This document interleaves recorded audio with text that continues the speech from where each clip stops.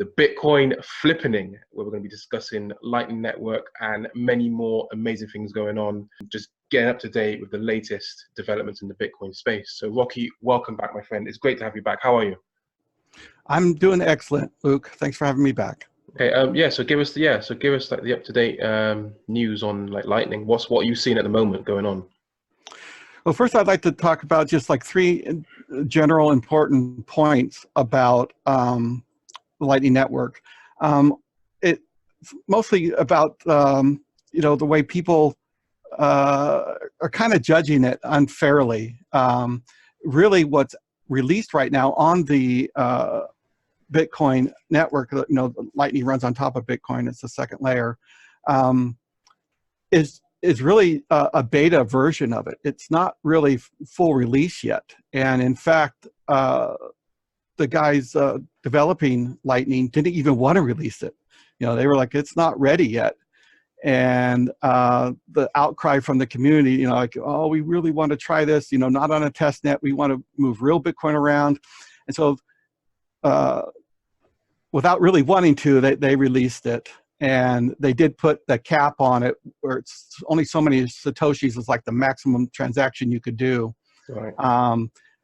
I think when Bitcoin was about $4,000 or $5,000, I did the math, and it came out to about a $200 transaction, which is really plenty. I mean, because Lightning is for smaller transactions. And when you look at transactions on credit cards and bank cards, the average transaction is about $83.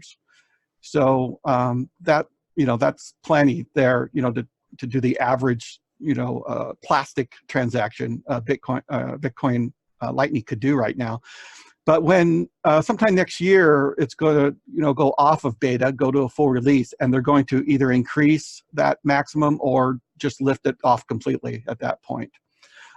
So the most important thing to remember is don't judge tomorrow's Lightning by today's Lightning, right? There's lots of things coming. It's still in beta. Just relax. They're working on it. It's all coming and going to be available soon for everybody to take advantage of. Okay. The second thing is what we're going to talk about today. It's kind of confusing stuff. But you don't really need to know this stuff to use Lightning. They're making it easier and easier all the time. If you could do a Bitcoin transaction, you could do a Lightning transaction. The first one I ever did was actually about 10, 11 months ago using Eclair wallet on a cell phone. And at that time, you could only send payments. You couldn't receive with Lightning, right? So you could receive Bitcoin to that wallet with an on-chain transaction, and then move some of that Bitcoin into a channel, and then you could send Bitcoin through the Lightning Network, but you couldn't receive through the Lightning Network. And so that's all changing, where you could go either way now. So all this important stuff, or all this confusing stuff, don't really need to know to use. If you could do a Bitcoin transaction, you could do a Lightning transaction. Yeah, and Twitter's also got an interesting Lightning Network tipping feature as well now, and Blue Wallet's quite a popular Lightning wallet that people are using now as well. So it's really good. Yep. And the third thing I wanted to touch on at the beginning here is that a Lightning transaction is a Bitcoin transaction. It's just off-chain. So basically, it's a multi-sig transaction, and it's all handled through the Lightning protocol, which is a trusted network. It's in beta right now. It's not as trustworthy as the Bitcoin network. But it's getting there, and as every day that goes by and there's no issues, and it gets more and more trusted. One of the biggest issues were in the beginning when it first went live on the mainnet was the routing issues. It's sometimes hard to find a route from the sender to the receiver, and I'm not seeing that much. I'm not seeing that at all anymore. Past 6 months, I've done a few Lightning transactions, and they've gone right through. Okay, so forget about all that fear mongering you're hearing and ripping on Lightning that it doesn't work and it's routing and all this stuff. Most of that stuff is fixed, and there's even more better things coming. So the first couple of things I wanted to talk about is actually upgrades to Bitcoin, because these are also going to help make things easier in the Lightning Network. So the first one would be MAST, which is Merkleized Abstract Syntax Trees. That's going to make things easier for doing things on Bitcoin and Lightning. The SegWit 1.0, right now we're basically on SegWit 0 because programmers like to start counting with 0. And so when SegWit 1.0 comes out, it'll have the Schnorr signatures. That will make Lightning more efficient because all the signatures required in these multi-sigs can all be condensed down to one signature with the Schnorr. And then you got the Taproot and the Graph-root. That's going to add more privacy, and like the Taproot is needed, or at least it makes doing Schnorr much easier. So those are two more updates that Bitcoin's getting that's going to make things better in Lightning. And then the last one would be Neutrino, which is the way wallets communicate with nodes and getting that information from them. It's more private, and it makes the wallet, or at least a Lightning wallet, it'll make it much easier for it to be non-custodial. So Neutrino is going to be a major update in Bitcoin that's going to help Lightning a lot. Although there are currently Lightning wallets that are non-custodial, which we're going to get into in a minute here. Right. Okay, so in Lightning itself, everybody's heard about atomic swaps by now. That was one of the big things, which I never liked atomic swaps very much myself, because it was a way to get in and out of, crap coins, should I say. Okay. So I didn't have much use for it myself, so it wasn't very interesting to me, although people seem to just think, the world of it. I love the name, atomic swaps, I think the core developers could learn something here about their naming convention, because like SegWit is such a terrible name for, that update. First of all, nobody, really knows what it means. You think, it's SegWit is short for segregated witness, and, people think segregation, and, at least here in the States, was a, very bad thing in our history in the States here. And so, it's just a terrible name. They should have called it, atomic bigger blocks or something, because SegWit is a block size increase, right? And it's kind of weird when you hear all the people that was against SegWit and they were for bigger blocks, and they say, oh, we don't like SegWit, we want bigger blocks. Well, what they're really saying is, we don't want bigger blocks, we want bigger blocks, right? So it didn't really get the point across. But anyway, that's kind of a side. That's an interesting point. No, it is a very interesting point. Yeah. Yeah, atomic swaps, that's just a really cool name. And there is... the blocks are, I think we covered this in the previous video we done. They're measured by block weight now as well, aren't they? Yeah. Yes. Yeah. In fact, I can show you that if you like later. Sure. We have time at the end. You could actually, I still like to think about blocks as, size in bytes or megabytes, because it's the only way to easily gauge to what they are now to what they used to be. Yeah, understood. Yeah. And other chains that don't have SegWit, the only way to compare, let's say BTC blocks to BCH blocks, the only fair comparison is to look at the block size in bytes, which again we could do if you like. They have very, very small blocks. If you like bigger blocks, you don't want to deal with BCH or BSV. Those blocks are tiny. Bitcoin's blocks are huge compared to their blocks, because nobody uses those chains. Yeah. So another update coming out to Lightning is called L2, and it's not like the letter L with the number 2. It's ELTOO. And I guess they're just being clever with the name there, because it basically is Lightning 2. It's a major update to the protocol that's just going to improve many features in Lightning, kind of overall. It's going to just make doing these transactions, off-chain simpler. So the next one would be channel factories. On that one, it's you're able to make a channel, open a channel from a channel that's already open. So you don't have to do an online, an on-chain transaction to open another channel. And then there's dual funding channels, where two people together who don't have any channels yet at all, like to say, if you didn't have any and I didn't have any, we could go together and open a channel together. So it'd be one on-chain transaction, could open a channel for you and me for us to send Bitcoin. And, you know, it'll keep our funds separate. And so that could save, you know, if a group of people got together and you know, did this together, it could save on on-chain fees. And there's another one called Sphinx, which allows a payment without an invoice. In Lightning, let's say if I had a store and I was selling something, like, you know, I actually bought real products using Lightning. Yeah. The patches, I think you can see some on my board here behind me also. We can see them, yeah. These were the first things I bought with Lightning. And I bought them from a retailer in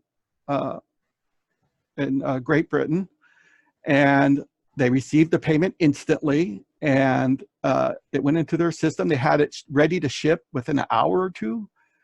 And then, I, of course, I got it a couple of weeks later because it had to go across the Atlantic Ocean. But that was a shipping issue, you know, as far as time goes. You know, it wasn't part of the payment issue. Yeah. Payment was instant and irreversible. So you don't have to wait for confirmation. It's there. It's instant, irreversible. Nice. So what Sphinx will do, so when I bought these, or if I was selling these to you, let's say, you would pick out which ones you want, and then I would send you an invoice. And that invoice kind of looks like a Bitcoin QR code, but it's a little bigger, and the boxes on it are much smaller. It's like more definition. There's a lot more information in there. And so you would take your wallet and scan that QR code if you had a cell phone wallet, or you could copy and paste the long address if you're using a desktop wallet.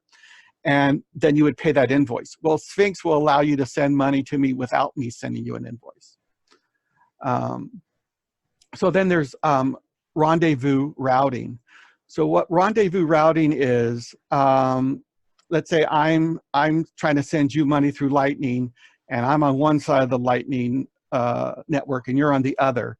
So if I want to send you funds, you send me an invoice, you can email me the invoice or whatever, and then I try to pay it. Now my Lightning node will try to find a route all the way to the other side of the network to your node to pay that invoice. Well, what rendezvous routing will do, it'll have my node find a path halfway there. Your node will find a path somewhere, you know, halfway there to kind of meet in the middle, and then get those funds and then take them back to you. So it kind of relieves the one node from doing all the work of finding the route. Okay, so they work together in tandem. Yes, so that will make it faster, more efficient. Okay, that makes sense, yeah. Yeah, so Lightning faster than Lightning. So could that be done with like multiple, like with multiple users, like you just said, like two would kind of work together in tandem? Could you then kind of implement like another, so they kind of, so multiple users would be finding the funds or finding their way over the network in tandem, like more than two basically? Well, just a little random thought. Yes, well, yeah, it opens up a lot of possibilities. Yeah, there's another thing that I'm going to talk about here next, I believe. Okay, yeah, go for it. That is going to maybe kind of answer that question. Okay, sweet. So in this process of rendezvous routing, it also implements the Sphinx part of it. It does what's called, if I was sending you the payment, your node would find that route halfway to me and mine halfway to you. But from yours halfway to me, it would have what's called a Sphinx encrypted blob, is what it's called. Okay. And that's what would receive the payment and then take it back to you. So that's really cool the way that's going to work. Yeah, that's really interesting. So another way of sending a payment and relieving the sending node of trying to find all that routing is a update that's called trampoline payments. So a trampoline payment would, if I was, again, same situation, we're across the network and I'm sending a payment to you, my node would just find a route about halfway there. And it would then tell that last node, however many hops it got to get to that node, where it needs to go, right? And so that node would then find another route about a half of the way that's left to go, right? And then that node would find a route the rest of the way. So each node in this route would kind of trampoline from one to the other, relieving the previous node from trying to figure it out how to get there the whole way. Right. Okay. So again, it would make it a more efficient way of sending the payment to, relieving that initial node of the burden of finding the complete route all at once. And then there's turbo channels, which are kind of channels that are already set up. So this would be a channel by a third party, custodial channel, like Bitrefill, I think is big on this one, where they have these channels ready to go and basically you buy the channel from them.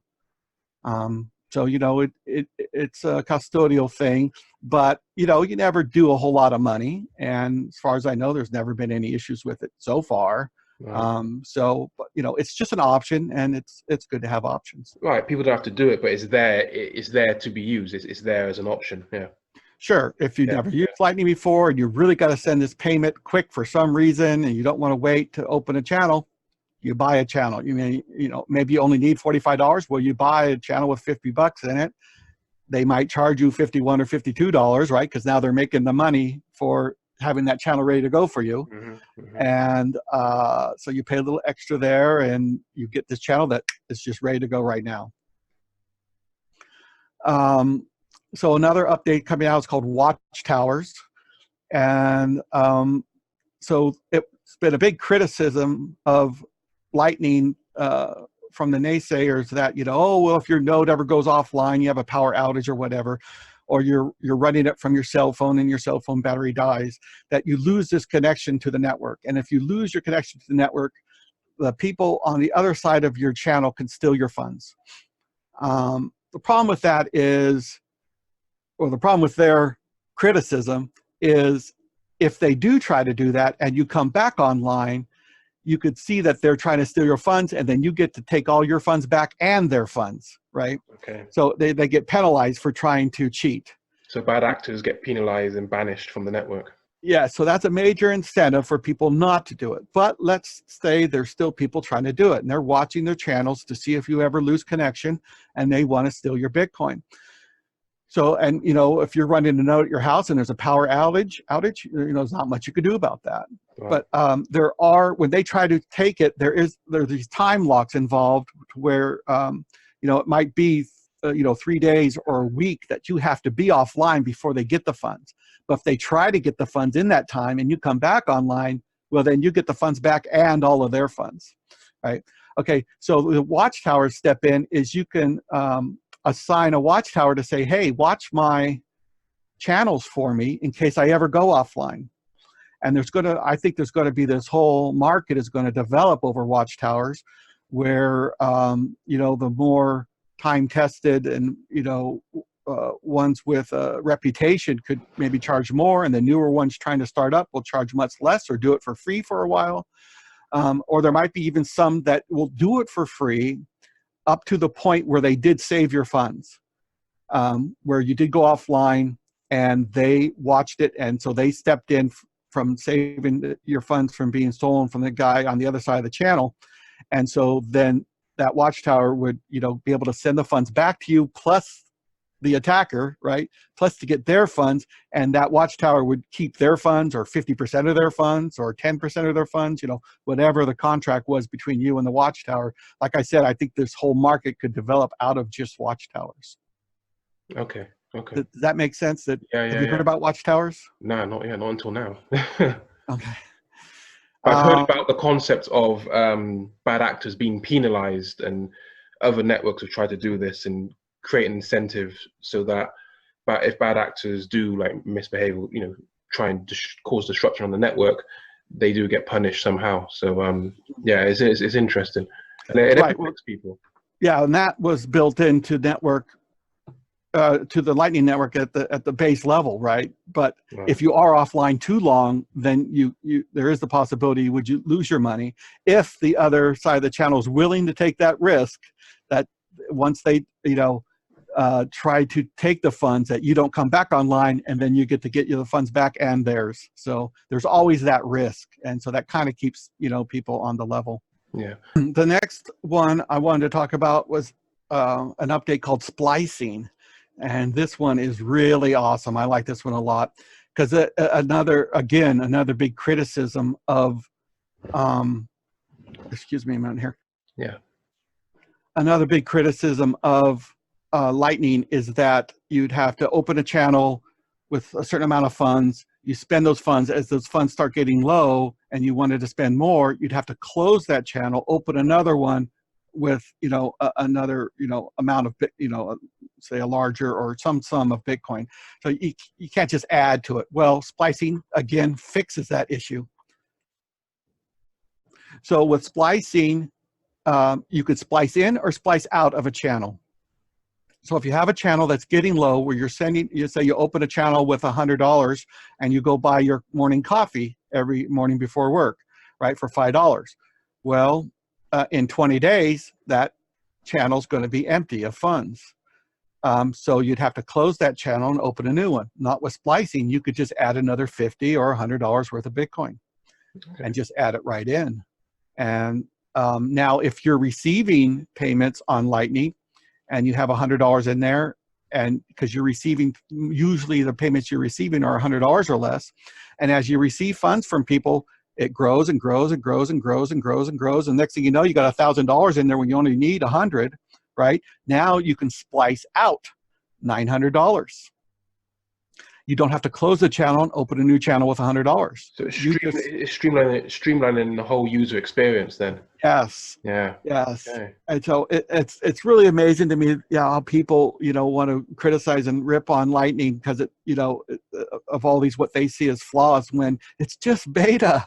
Mm. They're working on all of this, and these guys, they're basically geniuses. They're so smart what they're doing. And the way they're doing all this stuff, I mean, I don't even know that much about it, but what I do see, I mean, it's pretty confusing. But for them to do this stuff, it's amazing. Yeah, it's impressive. It's an amazing level of capability and computer science as well. It's really exciting seeing how it's all evolving from where it was like 2015, 2016 to where it is now, let alone to where it's all going to be in the next few years. And it's moving, and it's moving more. It's moving exponentially. It's moving faster and faster and faster and faster as the innovation develops.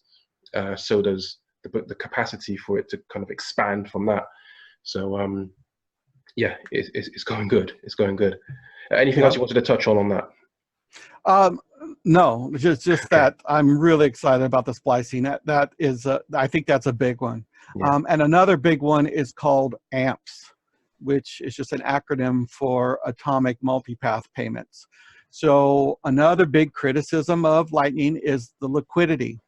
So again, going back to the situation where I'm on one side of the network and you're on the other, and I want to send you a payment. So you send me an invoice, and let's say it's a $100 invoice. Now I want to pay that invoice, which means my node has to find a route to you. And on every hop, those nodes have to have at least $100 in their channel, right? Because a node in the middle, it never sends the Bitcoin through. A node in the middle might have $100 worth of Bitcoin, and when it receives the $100 worth of Bitcoin going to you, it receives that Bitcoin and then sends the Bitcoin it already had. Yes. Right? So it kind of hands off, right? And so every node between me and you has to have this $100, and that could be an issue. So what AMPS does is it takes that $100 invoice and allows the sending node to split it up into, let's say, two $25 payments.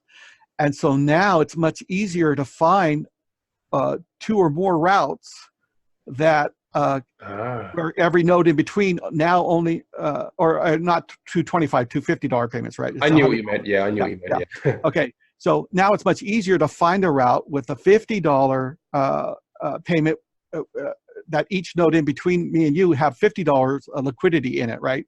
And so it'd find multiple routes, pick the two cheapest ones, and send that $100 with two $50 payments, receives it at your node, puts it together, and boom, you got your $100 instantly, irreversible. Sweet. See, that's brilliant. So basically, in layman's terms, it's opening up more opportunities to be able to match and then be able to send through. That's really good. That's impressive. Yeah. Yeah, it really helps with the liquidity issue. Yeah. And this again has been another major criticism of Lightning is there's not enough liquidity.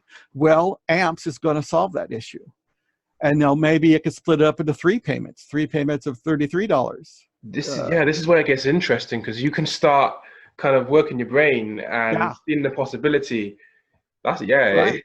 And if it can't find three payments that can handle $33, maybe it'll do four payments that we're back to my $25 mistake. Four payments at 25. So it could find four of those and boom, sends it. So yeah, AMPS is another biggie. I'm really excited about. That's really big, because that loosens up a lot of bulky payments. Yeah. I'm working my brain now. That's interesting. That's really good. Yes, and also consider when a year or so from now, when Lightning goes off beta and goes to a full release, and they increase the maximum payment to a much higher limit, or get rid of it at all, say there is no limit, the liquidity would be an issue, but not anymore, not with AMPS. Jeez, yeah. It could divide that payment up into several pieces, several chunks, and you put it all together at the other side. In theory, in the long term, you could have it separate, like let's say, like it's a $50 or something, like you said. It could be split up so much. It could be in like pence or cents or something, in theory. Yes. So if you sent me a invoice for $50, I could send you $51 payments. And again, it's not the user doing this. It's all behind the scenes. It's all behind the curtain. Yeah, no one's got to do nothing. Right. The user never knows this is going on. It just comes up and says, yep, I found a route. Are you sure you want to send? Yes, send. Boom, it's paid instantly, irreversible. Yeah. See, that's going to be interesting. I'm going to do some reading on that. That's yeah. Another big one. And then here's another big one is the submarine swaps. Yes, I remember you mentioning that. Yeah. Yeah. So this allows. So again, in Lightning, if you wanted to sell me something, you'd have to send me an invoice, and I'd pay that invoice. But I have to pay it with a Lightning wallet. Submarine swaps would allow me to pay a Lightning invoice with a Bitcoin on-chain wallet. Okay. So it will just handle everything for you, right? So, and it goes the other way also. Right now, if you have funds in a Lightning node or in a Lightning channel, you could only use those funds to pay a Lightning invoice. Well, with submarine swaps, you could send Bitcoin from a Lightning channel to on-chain, to an on-chain address, which you cannot do right now. Sweet. You have to close the channel to do that. Right. Yeah. Sweet. So again, a big, major game changer kind of, addition to Lightning. Yeah, it's looking good. It's looking really impressive. See, this is great, and this is why I'm glad you came on, because this is good news. This is because I know a lot of people will appreciate this news, because a lot of people want to know what's going on, and here we are. Yeah. Yeah, and these aren't going to be out tomorrow, right? Of course. We're working on this stuff, and it's very complicated, yes, but this time next year, or even maybe early next year, or maybe late next year, who knows? But it's all coming. There's no hurry. They want to get it right. They don't want anyone to lose their funds. Right. Yeah. That's it's got to be tested. Yeah. It's got to be their funds. It's got to be tested. It's got to have everything working. It's got to be then rolled out. Then it's got to be stress tested. And this is people's funds. It's not a joke. So so far, what the method in doing this is working so far, and the process is working really good. Okay, so anything else you wanted to add on to that, or anything else, or? That's all I got on the Understood. upcoming updates to Lightning. Okay. Should we, do you want to quickly go over that kind of that flippening then, or Well, we can if you like, or we could go into the wallets, whatever you want to do. Okay, yeah, you got it up. Let's go into the wallets then, quick, and then we'll go into the flipping after that. I could turn off screen share. It's all right. It's okay. Yeah, go for it. Okay. All right, go for it. Yeah, this won't take long. Yeah. Okay.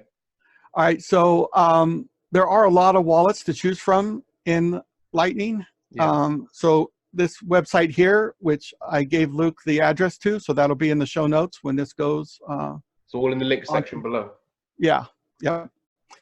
And there is a new one that's just came out. I just heard about it yesterday, as a matter of fact, from BTC Benny, from BTC Sessions. So this one, it actually works with the Casa node. Mm-hmm. And what was this thing called? I can't remember what it was called now. Oh, it was called SATS.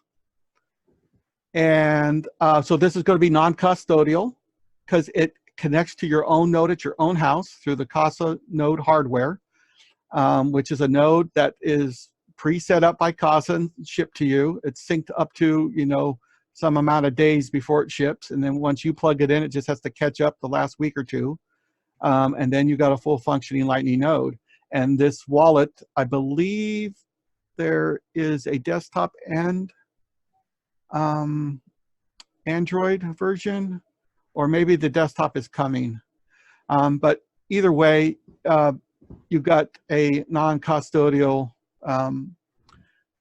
Lightning wallet that sends and receives. Okay, so let's go back to our top 12 list.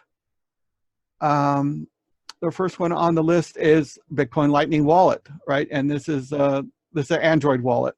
Mm-hmm. I don't know much about that wallet. I haven't heard much about it, and of course I haven't used it myself. Now the second one is Eclair. I have used this one. This was my first Lightning wallet on the Android phone, and that's the one I used to buy those patches with I showed you earlier. Mm-hmm. And it works great. And they do allow, another big criticism of the Lightning cell phone wallets is you can't receive funds. Eclair now does allow you to receive funds. Mm-hmm. I believe it is custodial at the minute, but I'm not sure. Then let's move on to Zap. Zap is a great wallet. I've seen the main developer behind Zap. I've seen it in many interviews. And that kid, he's just a genius, that kid. He is awesome. I haven't used the Zap wallet yet. I really want to. That's on my list of things to set up. Tippin.me, that's really just a wallet to tip from a website. Like Tippin.me is big on Twitter, and you can also use it. I've used it. Yeah, it works. It's pretty cool. It's really cool. Yeah, you could also use it. I don't know if you can use it on YouTube. I have this other one that's like Tippin.me called Bottle. Okay. And so you see once you run the Bottle extension, it puts this little button, so I can easily tip Benny just by clicking right here. I could throw him 100 Satoshis or whatever I wanted to send him. So this is the way Bitcoin was thought to be, was thought to be used a long time ago. This was an early use case for Bitcoin, talked about way before Steam ever came out. And now Steam, is that system where you have, people writing articles and what have you, and you can easily tip the creator of the article. Yeah, like posts and YouTube. Yeah, they didn't come up with that idea. They just ran with it when the transaction fees started to get expensive in Bitcoin, and kind of made these small payments not really workable. I mean, it could work. I mean, there's nothing wrong with sending, a 5-cent tip and paying 5 cents to send it, right? My average transaction fee on Bitcoin, and I send 1 or 2 or sometimes 3 Bitcoin transactions a week for the past year and a half. My average, well, maybe a little bit more than a year, my average fee has been like maybe 5 cents. Yeah. So when you hear people like, you know, And you can also, and if the platform you're using is allowing it, you can even switch down the fee as well and things like that and customize it anyway. right. But when you hear people who try to talk bad about Bitcoin and they say, you know, it takes a $3 transaction fee all the time in Bitcoin, you have to pay at least $3, you know, like, you know, Roger Ver, Yeah. like, you know, well, that's just the lie. You Well, no know, one listens to him $3, anymore. yeah. But he was recently talking with Tone Vays. I guess it was 3 or 4 months ago now. But he did a little demonstration where he was saying that it takes at least $3 to pay for a transaction fee in Bitcoin, which just simply wasn't true. I mean, if you look at that block where where Tone sent that payment, lots of payments went through that were, you know, less than a quarter, you know, and then the blockchain was pretty backed up at that time. Yeah. So it's just not true. And then, you know, 2 or 3 hours after that, there were transactions going through for 1 or 2 pennies. In fact, Tones did go through at a penny. And of course, the people at Slushes saw that transaction and pushed it through early. They picked it out individually to pay, but still that if they didn't do that, that transaction still would have got accepted into a block like 2 hours later was the estimate. So it did get in 2 hours early because it was handpicked by Slush. But you know, so what? You had to wait 2 more hours. Not that big a deal. You know, it's not like they were waiting to you know, ship a product or something. Right. Right. So anyway, like I was saying, Steam, what they're doing with the Steam token was not their idea. This idea of doing that was from Bitcoin a long time ago. And it's just that Steam set up this other token and made it so it's really cheap, and it was cheap to send. So it worked with Steam, although who wants to use Steam as a currency, right? It's a bad currency. It's centralized. It doesn't have the security Bitcoin has, like through all the pure hash power that Bitcoin has. It doesn't have all these things that I value in a cryptocurrency. So, you know, I don't want to hold Steam, you know, and then it has like these power ups and power downs. You know, is it a currency or a video game? Well, didn't people just earn, like, earn Steam and then just dump it for Bitcoin? I think Adam Meister called it Steam parasites, where they would take the Steam and dump it for some Bitcoin or something back in the day. Well, and Steam was worth a bit more. Any altcoin I ever got my hands on from a fork or airdrop, I dumped for Bitcoin. So yeah, I don't blame them there. But my point is, Bitcoin could do this now. We don't need Steam anymore. We could use a real currency that is real sound money, right? That's trusted and secure. So I'm waiting with anticipation for somebody to do a site like Steam, but it runs on, you know, a site like Steemit. I guess Steemit's the site and Steam is the currency. So I'm waiting. Bitcoin, I'm waiting for somebody to do a site like Steemit, but use Bitcoin without power ups and power downs and stuff. It's just where, you know, they've always talked about from like I said, long before Steam, that you would have an article that's maybe 3 or 4 pages long, and you get to read like the first 1 or 2 paragraphs for free. And if you want to continue reading, then you send, you tip the author of the article, you tip them, you know, a nickel.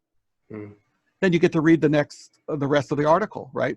But if 1 million people tip you a nickel, well, that's $50,000. Right? It mounts up very fast. Yes. The little things do matter. Yes. Yes. So absolutely. Now you can have a place that has, you know, articles to read, maybe videos like on YouTube. And it could also be set up to where when you're watching a YouTube video, you could approve payments to that video with a click, and then for every minute you watch that video, it sends, you know, 1/100th or 1/10 of a penny worth of Bitcoin to the creator of the video, right? Cool. Or they could have it set up to where it's at maybe an hour video, and you get to watch the first 10 or 15 minutes for free, and you want to watch the rest of the 45 minutes, okay, you got to tip a nickel, you know, or a quarter, whatever the creator wants to charge for this, you know, the second, you know, to complete the video, you know. So this is, like I said, this has been talked about for a very long time in Bitcoin, and now it's feasible with Lightning. You're able to do it. Good shout. And I'm glad you brought it to our attention as well. Okay, so that's what tipping and bottle is about. Like you saw the bottle on here. Cool. And so there's another one called Breeze, which is another Android wallet. I don't know much about that one. A wallet of Satoshi. Just to quickly point out as well, as we quickly go through this, I've used Blue Wallet, and that works pretty cool as well. That's quite an easy one for people who want to play around and with Lightning as well. Okay, yes, I have heard a lot of good things about Blue, but I don't have any experience myself. Yeah, I've used it once or twice here and there. Yeah, just to experiment. Now, wallet of Satoshi, I've heard a little bit about. You know, all good. It is custodial, but you know, we're talking about small amounts of funds. You know, you don't want to take your big stash, your 20, 30, 40 Bitcoins, right, and put it on a custodial Lightning wallet. You know, right? That would be a smart thing to do. Yeah, just always do your research, guys. Yeah, you know, but if you have, you know, 20, 30, 40 Bitcoin on an on-chain wallet, and you want to send 100 or 200 to the wallet of Satoshi, you're not risking a whole lot. And again, I haven't heard of anyone losing their money on a custodial wallet because the custodian stole the money, right? Right. Okay. And then there's Casa Node, which we already talked about, their new wallet called Sats. Now, Joule is actually a plugin to the Chrome browser that allows you access to the node running on your home network, your home or office network. So I have used that. It's pretty slick. I like it a lot. So if you're looking for something like that, that's a very interesting thing to try out. Shango, I don't know much about that. Spark, I've heard a lot of good things about that, and that is available on Android, Windows, and Mac and Linux. Lightning Peach, and I don't know much about that one. So, like I said, the link is in the show notes. So go ahead and click on it and pick one or two or three or all these and check them out at your leisure. That's how we learn, right? We learn by experimenting and playing with these things, and that's how we understand things. That's how we find, like, if there are any bugs in anything, we find it by testing it out, playing with it, experimenting, and pushing it to its limits. And that's what's made Bitcoin work so far, right? Everyone's using it, pushing it, and, you know, testing it, and that's how we learn, right? Okay, so next, moving on from that, because this is really informative, and I bet a lot of people are going to appreciate this, as I just said. The flippening. Yes, this is what I'm excited to hear about. This is you kept us all waiting. Going on this one, man. Yes, the Bitcoin flippening, it is coming. It's on its way. Probably won't be anytime soon, but I believe it will happen. Yeah. I'm really excited about Lightning. I see it opening a lot of doors for Bitcoin, and the way I see it working, if you want to compare it to the banking industry, which I don't like doing because, you know, it's like, screw the banks. But most people who are banked, they have a checking account. Almost everybody has a checking account. Yeah, now, if you're lucky enough, and what happens is... We call it a current account over here as well. Just okay. Yeah. All right, so here we call it a checking account. And most people, they get their check from work every week or every 2 weeks or once a month or whatever, and they deposit that check, or they get direct depositing. Do you have direct deposits there right from your work? Yes, yeah, they stick it in the end of the month, once every 2 weeks or something like that. Yep. Yeah. So you never get a physical check; it's a direct deposit. Not anymore. No, they don't do it like that. Maybe some places might, but most places now just send it straight to your bank.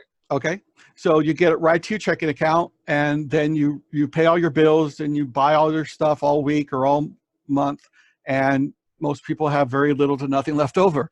Now, if you're one of those people who are lucky enough to have funds left over, and your checking account keeps growing and growing and growing, what do? Well, most checking accounts aren't interest bearing, right? So at that point, you would take the extra funds in your checking and open a savings account. And so you would keep adding to your savings account whenever you can, but your main use of the bank is that checking. That's where your wages come in and you pay all your bills from, is the checking. So now in Bitcoin, the main part of Bitcoin is on-chain transactions. And people do get paid in Bitcoin, either a partial bit of their wages or all of their wages. I know New Zealand just passed a law that they said employers are now legally allowed to pay their employees in Bitcoin. Yeah, I read that. Yeah. Partially or in whole. So that's great. And the way people think of Bitcoin now is the on-chain transaction is the main way of doing it. And Lightning is kind of this weird, obscure thing that no one really understands yet, right? So as Lightning grows and gets bigger and bigger, I think that's going to change or flip, right? It's going to be Lightning is the way you receive your paycheck. It's going to be a Lightning payment to you from work. You're going to pay all your bills from it. You're going to pay for your gasoline when you go fill up your car. You're going to pay for your groceries at the grocery store, all with Bitcoin Lightning. And if you're lucky enough to have Bitcoin left over at the end of the month, you could then send that Bitcoin to an on-chain Trezor on-chain wallet, and that's more like a savings, right? Okay. And that's the obscure thing that only some people get to use, the ones lucky enough to have stuff, funds left over from their check, where everybody's going to, from their checking account, where everybody's going to use the Lightning, day to day. And so there's going to be this flipping to where Lightning is the normal thing in Bitcoin, and the on-chain transaction is that obscure thing you only need if you could save money. Fascinating, yeah. I like that kind of notion as well, and how it all inverts. That'll be really interesting to see as well. That'll be really interesting to see how this evolves and goes further. The only thing that will make the flippening not happen is if these wallets get so advanced, and this definitely could happen also, is that you just don't even see what's happening behind the curtain with these wallets, right? You're going to have a Bitcoin wallet that's also a Lightning wallet. You might set up your wages to get paid to your Lightning part of this wallet, but as these funds come in, the wallet just takes care of it for you. The wallet will get to know you, right? And you might have an address in there for your on-chain wallet, on your Trezor, and the wallet will just see that, your balance keeps growing and growing and growing, and so it'll send half of that automatically to your Trezor without you even doing anything. You could set it up to be automatic if it reaches a certain threshold, and there could be lots of things like this coming. But even let's talk about getting paid at work for a minute here. Most people get paid once a week or once every 2 weeks or once a month. Yeah. Why? Because that's payroll is a big process. It's expensive. You have to deal with the banks. You've got to send all this stuff out. Or if they don't have direct deposit, you got to send out all these physical paper checks out, right? Those have to get cashed, and you have to wait for it to clear and all that kind of stuff. And so you don't want to do that very often. You want to do that once a week at the most. But if you were getting paid in Lightning, why not get paid every time you clock in and you clock out? You just work 8 hours. Why not 8 hours worth of wages, minus taxes, of course, just get paid to your Lightning wallet immediately? Why not? Yeah, I was going to echo what you were saying. It just makes it more efficient, more streamlined, faster. It's just like, yeah. Sure. And so once all this is programmed, no banks are involved. There's no reason to have it just pay out every time you clock out. Yeah. Or even, you could get paid every hour that you're clocked in, you get paid. And so if you're really tight on the bills, right, and your wife has access to this wallet, and you're a couple hours short of making your electric bill, right? So you just go to work the next day, 2 hours after working, there's enough money in there. Now the wife could pay the electric bill and before they shut it off. I like this is where I like where this is going, and this is why I like this technology, because it streamlines things and it makes life easier. It'll be very interesting to see how because a lot of people wait for to be paid at the end of the month or every 2 weeks, and then that's when they kind of pay their rent, pay their bills. Be very interesting to see how people manage their money if they're getting it like that. Will they have the type of discipline to not? And this isn't like a flaw or nothing. This is down to people managing their money properly and budgeting properly. That's down to them. But it'll be very interesting to see how people manage their money if they're getting paid like that. Will they go and squander it every night after work? Like go on a piss up. That's what we call it, a drink up. Or will they think, okay, I need to wait till the end of the month before I can spend this? So it'd be very interesting to see people's behavior patterns with their money. So it's really interesting. That's why I was so keen for you to talk about the flippening. Well, think Yeah. about it. These wallets could get really advanced. Yeah. When you're paying your electric bill with a Lightning, you could tell the wallet that this is the electric bill, right? And so now your electric bill's coming up in a week. If say you pay it monthly, there could be a reminder on the wallet. It says, hey, look, you got this much funds, and you're usually going to the pub on this night, right? Twice about that because you got an electric bill. In the last 3 months, your electric bill was, $150. You might want to think twice about, where you're going to spend this money that you just got from clocking out today. Right, and this is where it opens up into AI, where AI could do, like you have a bot that does this, like you said, knows you, and we go into we could talk about it for another 2 hours or something. Yeah. I just don't like calling it AI. It's not intelligence. It's programming. Yeah, right? I know. Yeah, it's just programming it to give you these little warnings or reminders about bills coming up. In fact, like my your best friend.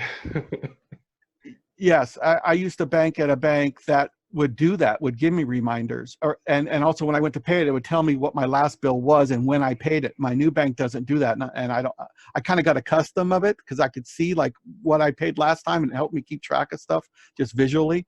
And the new bank doesn't do it. And I don't like that, but hey, it's what I got to live with. Yeah. I would love to have that all built into a Bitcoin wallet and in a Bitcoin economy. That's the Bitcoiner's dream. I like that. Yeah. Sweet. What a powerful interview. This is, wow, mega informative. Any quick closing thoughts before we wrap this up? Because this has been great, especially with all the things you've been talking about. Any quick well, I really thoughts?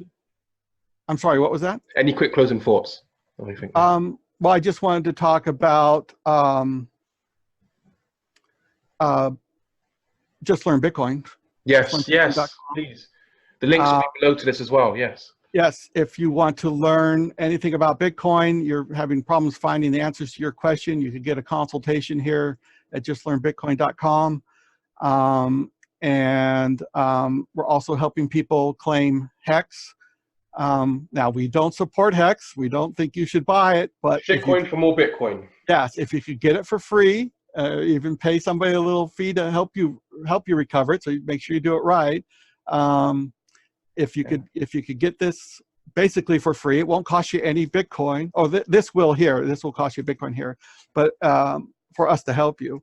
But besides that, it doesn't cost any Bitcoin to get the Hex, to the Hex network. Good stuff, man. Good stuff. Yeah. So whatever you do get, you could then trade for Bitcoin when you feel the time is right. And there's also plenty of other services here. How to accept Bitcoin payments if you have a small to medium business or long-term. What is the best long-term storage solution for you, which includes end-of-life planning. These are all things that people need to start thinking about. Indeed. Even like young millennials and school leavers, it's always worth thinking about all those type of things. Yeah. And there's even a shop here now where you could buy products on here. Sweet, yeah. And the from the home page, I would also encourage people to click on this link right here. Yes. Which is to help return the 14.2 Bitcoin to Phil. I did a show with you a few weeks ago about Phil and his link to that. Yeah, we'll leave the link to that as well for Pastor Phil as well. Right. Well, okay, you can do that, or if you just come to justlearnbitcoin.com, you can just click right here, and that will take you right over to Phil's site. And here you could click right here to see that interview. Right here's the interview with you, me, and Phil. Yeah. And here's another interview with Brian, the UK Bitcoin master. Yes. And I really encourage people to read this story. It's not that long. It's just like 3 screens here, really like 2.5 screens of text. It's a really good read. It shows you what kind of a person Phil is, and it's just awful what happened to him. And if you could just spare a couple of bucks, I mean, send $5, $10, $20, $100, whatever you could afford to send. At the bottom of every page, there's a link to the coin tally. This is right here. And if you wanted to donate in Litecoin or Rhodium, there's QR codes and addresses here and here. But please go and read the family story. And here's the wallet information. If you are good at what's that called when you're deciphering the blockchain analysis. Blockchain analysis, yeah. Yeah, if you're good at that or know somebody who is, this is the transaction ID that stole his Bitcoin from him. So you'd be able to see everything about the transaction, the receiving address, and try to follow where the Bitcoin went to. And, you know, I don't know if anyone could ever discover who it was, but if you could, that would be great. I'm sure, you know, Phil would never get his Bitcoin back, but if the guy could, you know, get justice, that would be really good. Yeah. Okay, good stuff. Wow. As always, mate, thank you for your time and your expertise as well. It's greatly appreciated. You're welcome anytime. And I heard on one of your recent videos that you wanted to start talking about some altcoins. Well, we can troll some altcoins if you want. I've annoyed the Tron community recently.